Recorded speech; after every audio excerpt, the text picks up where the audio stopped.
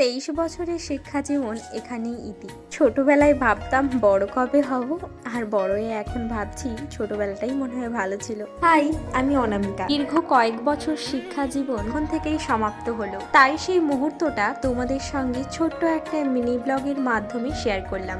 এই তো সেদিন 2 বছর আগে অ্যাডমিশন নিয়েছিলাম Khudiram Bose college of institution. চোখের পলক ফেলতে না ফেলতে কোথা থেকে যে 2 বছর পার হয়ে গেল বুঝতেই পারলাম না। জানো তো, বেশি কিছু ক্লিপ নেওয়া হয়নি, আসলে অ্যাসাইনমেন্টের চাপে সবকিছুই ভুলে গেছিলাম, তাই কয়েকটা ছবি দিয়ে এই ভিডিওটা বানাচ্ছি।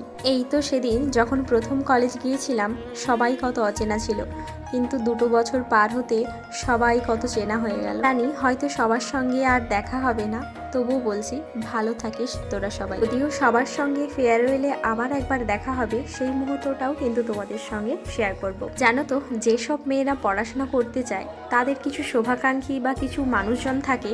এই প্রশ্নটা প্রায় কম বেশি সবাই পেয়ে থাকে যে এত পড়াশোনা করে কি হবে, সেই তো বাসন মাজতে হবে। হ্যাঁ ঠিকই, বাসনই তো মাজতে হবে, তবে পার্থক্যটা কোথায় জানেন? কেউ মাজবে ছায়ে আর কেউ মাজবে স্কচ ব্রাইট আর ভিম বারে। আজকের মতো এখানেই শেষ, ভালো থাকবে সবাই।